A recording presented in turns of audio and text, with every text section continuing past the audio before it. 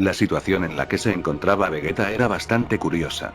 Este veía un lienzo de infinitas probabilidades en donde podría finalmente ser el máximo exponente de la raza Saiyajin. Nada de primordiales o de genéticas privilegiadas.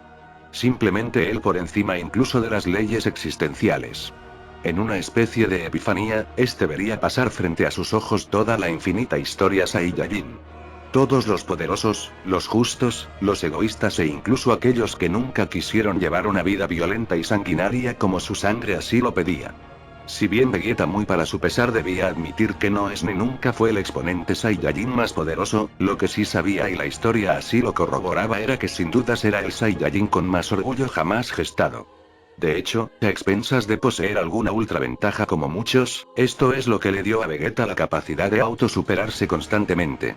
El nunca regirse por una forma idéntica a otras, sino conseguir su propio camino.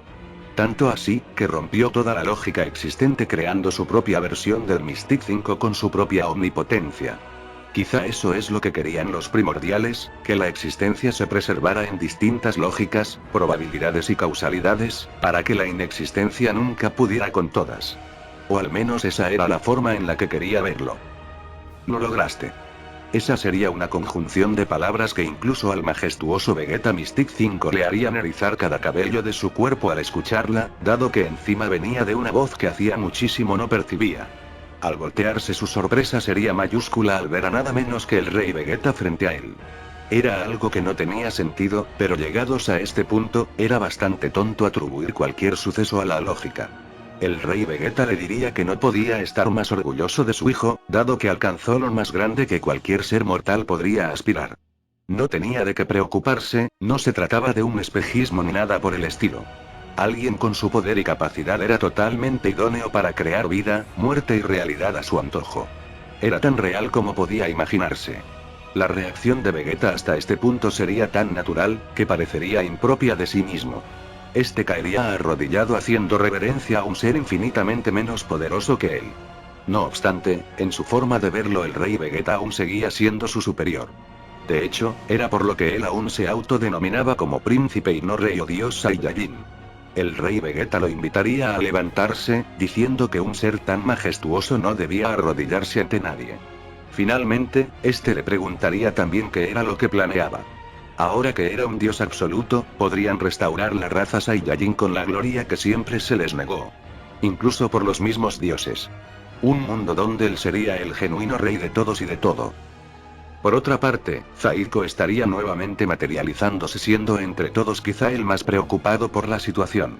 Su existencia infinita sería como la de Vegeta, un reflejo de sus deseos más profundos.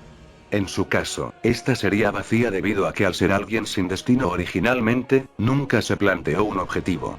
Este estaría abrumado por la situación total, intentando sentir las omnipotencias de los demás. Sorpresivamente, este ahora tendría más que nunca un poder infinito gracias al otorgado por los primordiales al final del torneo. En toda la historia, era imposible encontrar a un Omega más perfecto y puro que él. Sin embargo, esto a Zaiko no lo desviaba de su objetivo. Este no podía sentir a los demás, recordando lo que había pasado al final del torneo de mundos. Tal cual como Vegeta, el subconsciente de Zaiko Omega traería un acompañante inesperado. Alguien que le diría que si no estaba seguro de que el objetivo estaba cumplido. Este sería inequívocamente el Omega original, quien diría que muy probablemente el sacrificio de los primordiales era para esto. Para que ellos mantuvieran en pie la existencia de alguna manera. Es algo con lo que él luchó al ser el primer mortal de la segunda existencia. No sabía cómo lidiar con sus responsabilidades, pero aún así lo hizo sin importar que se sintieran vacías. Ahora no era así. Él tenía la posibilidad de crear una existencia entera a su parecer y como mejor le pareciera. Qué mejor manera de honrar nuevamente a Damu y a Yamoshi. Zaiko guardaría silencio por unos segundos, levantando su brazo en dirección a Omega con intención de atacarlo. Este preguntaría quién diablos era y cómo es posible que usara la apariencia del primer guardián de la existencia. Omega diría que se lo tomara con calma. Como se lo había dicho, estaban en un lugar creado a su semejanza. Es decir, él era el dueño de todo. No había nada que pudiera engañarlo o algo por el estilo. Él era solo la representación de la impotencia que le generaba el no sentirse meritorio del poder Omega. Un poder que aunque no lo creyera, siempre estuvo destinado a él desde su vacío nacimiento. Zaiko no entendería muy bien lo que estaba pasando, pero dejaría de desconfiar levemente pues dentro de todo Omega tenía completamente la razón. Esto no era una dimensión. No era un multiverso o algo parecido. Era una existencia entera dedicada a mí y solo a mí. Esas serían las palabras del ser más maligno jamás gestado en cualquier realidad. Takama sería quizá el único con la capacidad de discernir mínimamente lo que estaba pasando. Los primordiales habían desperdigado a todos individualmente con su poder a existencia enteras, usando la omnipotencia que les habían otorgado como motor para crearlas. Bastante astutos. Es algo que ahora le hacía dudar si era su plan inicial con el torneo o algo parecido. Takama estaría embriagado por el poder, dado que por fin y después de tantísimos tropiezos, este tenía lo que tanto anhelaba. Un poder infinito y sin ningún tipo de limitante física o mortal. Este crearía aberraciones dimensionales imposibles de imaginar, otorgándoles la capacidad máxima a toda creación viva que pudiera.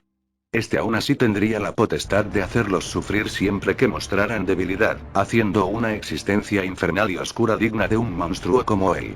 Lo curioso, es que a excepción del resto este sí que estaría solo en principio. Cosa que no necesariamente debía ser algo malo. Al fin se había librado de las alimañas a Saiyajin, y tendría un multiverso dimensional en donde jamás tendrían posibilidad de aparecer o vivir. Él se encargaría de afinar la causalidad de esta para hacerlo imposible. Finalmente, en el caso del 20 Supremo. Este estaría en un mundo bastante parecido a la dimensión donde él mismo se confinó. Una existencia aislada y solitaria, en donde se estaría viendo frente a frente una vez más con el Dark Minus.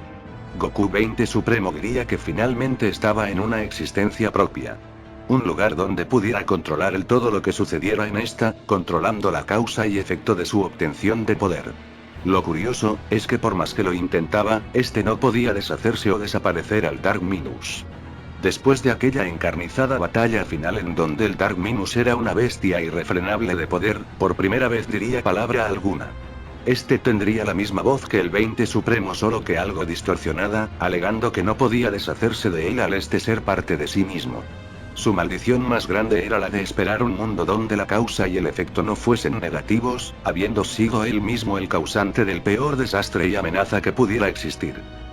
Lo extraño de todo esto, era como todos estaban en estos planos existenciales infinitos, pero Goku seguía estando en las ruinas de la segunda existencia.